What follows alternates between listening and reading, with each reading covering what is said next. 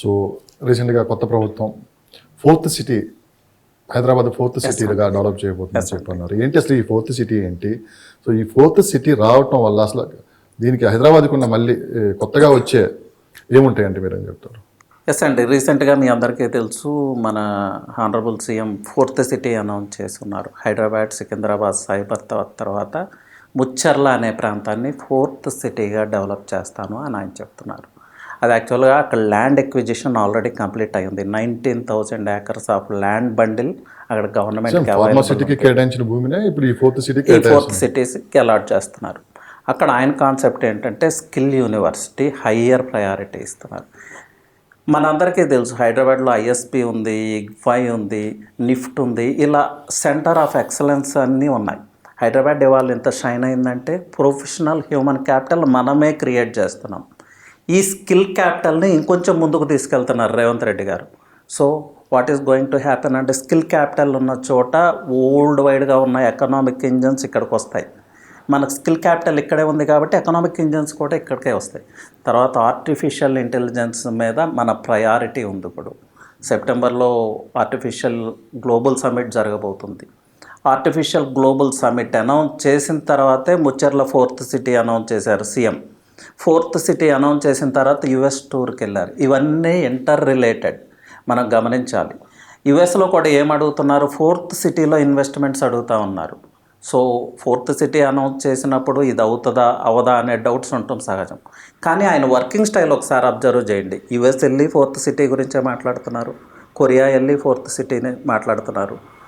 Only అనౌన్స్మెంట్కే పరిమితం అయితే ఒక స్టేట్మెంట్ ఇచ్చి ఊరుకుంటారు కదా, అలా జరగట్లేదు. ఇక్కడ వరల్డ్ వైడ్గా ప్రమోట్ చేస్తున్నారు. అంటే హైదరాబాద్ విస్తీర్ణం మరి కాస్త పెరిగే అవకాశం ఉందంటారు? హైదరాబాద్ విస్తీర్ణం డెఫినెట్గా పెరుగుతుందండి. Because we're the biggest land bankers in India. మన స్టేట్ గవర్నమెంట్కి ఉన్నంత ల్యాండ్ బ్యాంక్ ఇండియాలో ఏ స్టేట్కి లేదు ఎక్సెప్ట్ సెంట్రల్ గవర్నమెంట్. సో అలాంటి స్టేట్ బ్యాంక్, అలాంటి స్కిల్ యూనివర్సిటీ, అలాగే ఫోర్త్ సిటీలో చాలా ప్రాజెక్ట్స్ అనౌన్స్ చేశాడు ఆయన. ఈ పర్టికులర్గా ఈ ప్రాజెక్ట్ అని చెప్పకపోయినా ఫార్మా, ఐటీ రిలేటెడ్ ఎవ్రీథింగ్ అని ఆయన అనౌన్స్ చేస్తున్నాడు. అంటే ఇంక్లూజివ్ సిటీ రాబోతుంది అక్కడ. ఇంక్లూజివ్ సిటీ ఇప్పుడు గ్లోబల్ ట్రెండ్. అంటే నాకు ఆపర్చునిటీ ఉంటుంది, మీకు ఆపర్చునిటీ ఉంటుంది, హెచ్ఎన్ఐకి ఆపర్చునిటీ ఉంటుంది, ఐటీ పర్సన్కి ఆపర్చునిటీ ఉంటుంది, ఫార్మా సిటీకి ఆపర్చునిటీ ఉంటుంది. ఇది ఒక గేమ్ చేంజర్ అండి హైదరాబాద్ సిటీకే, తెలంగాణకే ఒక game changer. It may take time, but real ఎస్టేట్కి ఇంకా బిగ్ గేమ్ చేంజర్. ఇలాంటి అద్భుతమైన నిర్ణయాలు తీసుకుంటూ ముందుకెళ్తున్న ప్రభుత్వం. సో మరి ఇన్వెస్టర్స్ ఇప్పుడు రైట్ టైమా అసలు ఇన్వెస్ట్ చేయడానికి అని చెప్పి కూడా, ఇంకా ఎలక్షన్ హియర్ అయిపోయింది. సో చాలామంది ఇంకా వెయిట్ చేస్తున్నారు. మరి ఇప్పుడు ఇన్వెస్ట్ చేయొచ్చా లేదని చెప్పి కొంతమంది కొన్ని ప్రశ్నలు అయితే వేస్తూ ఉన్నారు. ఇది రైట్ టైం అని అసలు ఇన్వెస్ట్ చేయడానికి హైదరాబాద్లో? డెఫినెట్గా ఇన్వెస్టర్స్కి ఇది రైట్ టైం అండి. ఎందుకంటే ఇప్పుడైతే కొంచెం రీజనబుల్ ప్రైస్లో మీరు పర్చేజ్ చేసుకునే ఛాన్స్ ఉంటుంది. ఎందుకంటే మార్కెట్ స్లో ఉంది. స్లో ఐ మీన్ ట్రాన్సాక్షన్స్ తక్కువ జరుగుతున్నాయి. పడిపోవటం వేరు, స్లో అవటం వేరు, అది నేను క్లియర్గా చెప్పున్నాను. సో మీకు ఒక రీజనబుల్ ప్రైస్లో అంటే క్లోజ్డ్ డోర్స్లో మీరు బార్గెన్ చేసుకోగలిగితే మీరు ఒక మంచి ప్రైస్లో సైట్ అయితే పర్చేజ్ చేసుకోవచ్చు. అలాగే మీరు కోరిన లొకేషన్లో ల్యాండ్ దొరుకుతుంది. ఆఫ్టర్ 1 year ఏమవుతుంది, ట్రాన్సాక్షన్స్ పెరిగిన తర్వాత మీరు కోరిన లొకేషన్లో కొనలేరు కదా, మీరు కావాల్సిన ప్లాట్ కొనలేరు కదా, మీ బడ్జెట్లో కొనలేరు కదా, ఎంతో కొంత ఎక్కువ పెట్టాల్సి వస్తుంది. So this is the right time అండి. రియల్ ఎస్టేట్ ఎప్పుడు రైట్ టైం అంటే yesterday is the right time, 6 months back is the right time, today is the right time. ఇది ఎప్పుడూ ఉండేదే. సో ఇన్వెస్టర్స్ ఇది అర్థం చేసుకుని మీరు ఏదన్నా పర్చేజ్ చేసే ఆలోచన ఉంటే 100% ఇప్పుడు పర్చేజ్ చేసుకోండి. మీరు ఆ బెనిఫిట్స్ అయితే రీల్ చేస్తారు, but based on parameters. Market prices ఎలా ఉన్నాయి ప్రజెంట్? అంటే ఇప్పుడున్న ట్రెండ్స్ ప్రకారం వెస్ట్ మార్కెట్ ఎలా ఉంది? హైదరాబాద్ వెస్ట్ మార్కెట్ తీసుకుంటే ప్రైజెస్ కొంచెం ఎక్కువే ఉన్నాయండి. అంటే మిడిల్ క్లాస్ వాళ్ళకి అందుబాటులో లేవని చెప్పాలి. అందుబాటులో లేవు అంటే పార్షియల్లీ ఎస్, పార్షియల్లీ నో. పూర్తిగా అందుబాటులో లేవని కాదు, బట్ సమ్ డిస్టెన్స్ మనం ట్రావెల్ చేయగలిగితే సంగారెడ్డి, కంది లాంటి ప్లేసెస్ ఉన్నాయి. డెఫినెట్గా అక్కడ మిడిల్ క్లాస్ వాళ్ళకి అందుబాటులో ప్రైజెస్ ఉన్నాయి. 15,000 నుంచి 20,000లో ఒక అప్రూవ్డ్ లేఅవుట్లో అన్ని పారామీటర్స్తో కోపప్ అయ్యే లేఅవుట్లో మీరు సైట్ పర్చేజ్ చేసుకోవచ్చు. బట్ వెస్ట్ పార్ట్ అంటే మనం కన్సిడర్ చేసేది కేపీహెచ్బి నుంచి towards IT shadow areas, Ramaguda, Narsingi, Gachibowli financial district, ఈ ఏరియాస్ అయితే ఓన్లీ హెచ్ఎన్ఐస్కే అందుబాటులో ఉంది. దీనికి రీజన్ ఏంటంటే ఐటీ మొత్తం ఇక్కడ కాన్సన్ట్రేట్ అవటం. టోటల్ తెలంగాణకే ఇది ఎకనామిక్ ఇంజన్. సో ఈ రిపిల్ ఎఫెక్ట్ని మీరు రీప్ చేసుకోవాలంటే you have to go to కంది, సంగారెడ్డి, నందికంది, అక్కడ ఇన్వెస్ట్ చేసుకోండి. డెఫినెట్గా మీ ఇన్వెస్ట్మెంట్ డబుల్ అవుతుంది, త్రిబుల్ అవుతుంది. సో బెంగళూరు హైవే మార్కెట్ ఎలా ఉందండి? బెంగళూరు హైవే ఇప్పుడు ఫస్ట్ నుంచి ట్రెండింగ్లో ఉంది బెంగళూరు హైవే. బెంగళూరు హైవే ఎప్పుడు స్టేబుల్గానే ఉంటుందండి. ట్రాన్సాక్షన్స్ ఒక్కొక్కసారి స్లో డౌన్ అవుతాయి, ఒక్కొక్కసారి స్పీడప్ అవుతాయి. దానికి different reasons.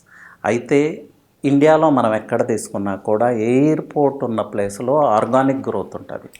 Not only in Hyderabad, మనం ఇండియాలో ఏ సిటీ అన్నా తీసుకుందాం, ఎయిర్పోర్ట్, ఇంటర్నేషనల్ ఎయిర్పోర్ట్ ఉన్న ప్లేస్ ఆర్గానిక్ గ్రోత్ ఉంటుంది. దానికి రీజన్ ఏంటంటే ఎయిర్పోర్ట్కి నియరే ఎకనామిక్ ఇంజన్స్ వస్తాయి. ఏ ఇండస్ట్రీ వచ్చినా ఎయిర్పోర్ట్కి నియర్ ఉండాలని కోరుకుంటుంది. ప్లస్ ఇంకొక రీజన్ ఏంటంటే వెస్ట్ హైదరాబాద్ ఇప్పుడు కంజెస్టెడ్ అయిపోయింది.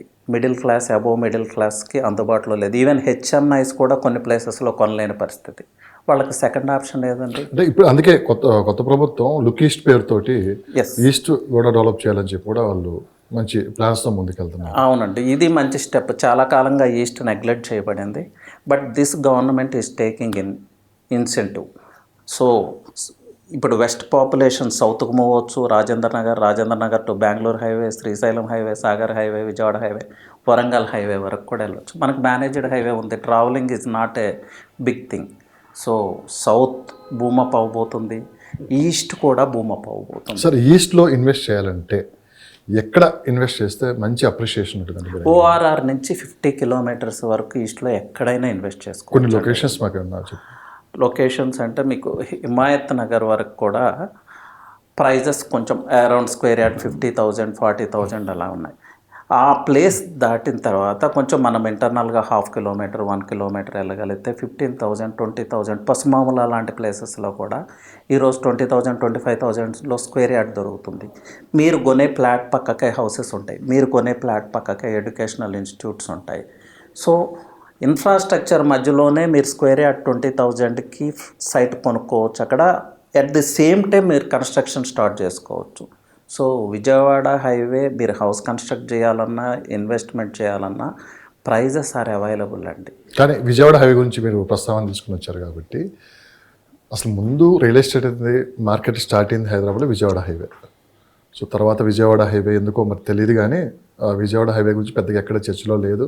అటువైపు మార్కెట్ పెరగలేదు. అవును, ఎందుకో రీసెంట్గా మళ్ళీ అందరూ చూపి విజయవాడ వైపు పడింది. ఎందుకంటే ఆ 6 లైన్లు అవటం, మరొక అమరావతి మళ్ళీ పునర్నిర్మాణం జరగబోతుంది అక్కడ.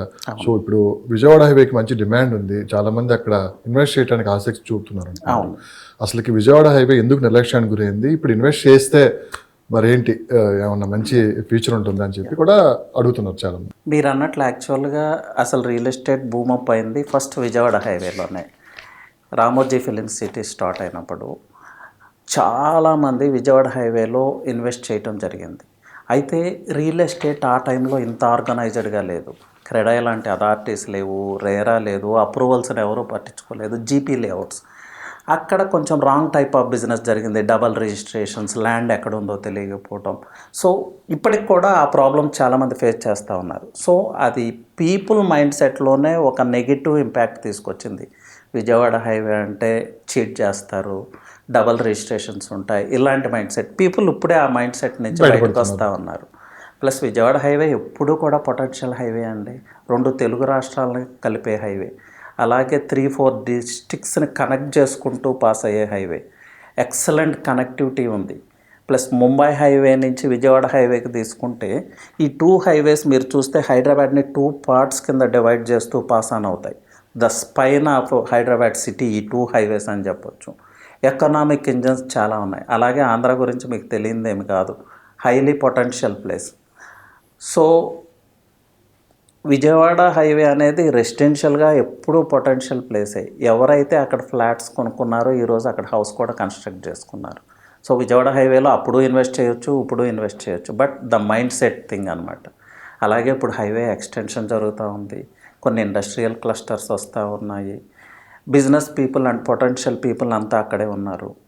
ప్లస్ వెస్ట్ హైదరాబాద్లో ఈ ప్రైజెస్ ఎవరైతే కొనలేని పరిస్థితి ఉందో they can move to Vijayawada highway. 15,000 20,000లో హౌస్ కన్స్ట్రక్ట్ చేసుకోవటానికి రెడీ టు కన్స్ట్రక్ట్ ప్లాట్స్ ఉన్నాయి కదా. So Vijayawada highway is going to boom అండి ఇన్ ఫ్యూ డేస్. సో ఇన్వెస్టర్స్కి ఇది మంచి టైం. రియల్ బూమ్ ప్రేక్షకులందరికీ నా వైపు నుంచి ఒక హంబుల్ రిక్వెస్ట్ అండి. రియల్ ఎస్టేట్ రిలేటెడ్ ఇన్ఫర్మేషన్ ఏది కావాలన్నా, అంటే ఇన్డెప్త్ ఇన్ఫర్మేషన్ లేకపోతే ఒక మంచి అడ్వైస్, ఎక్కడ ఇన్వెస్ట్ చేయాలి, ఎక్కడ ఇన్వెస్ట్ చేయకూడదు, ఎలాంటి ప్రికాషన్స్ తీసుకోవాలి, ఎలాంటి పారామీటర్స్ తీసుకోవాలి, రియల్ ఎస్టేట్ రిలేటెడ్ ఎలాంటి అడ్వైస్ కావాలన్నా మీరు డైరెక్ట్గా మా నెంబర్కి కాల్ చేయొచ్చు. నా నెంబర్ వచ్చి 9133728888. I repeat 9133728888. రియల్ ఎస్టేట్లో ఎలాంటి ఇన్ఫర్మేషన్ కావాలన్నా ఏ టైంలో అయినా you can call me directly. Thank you అండి.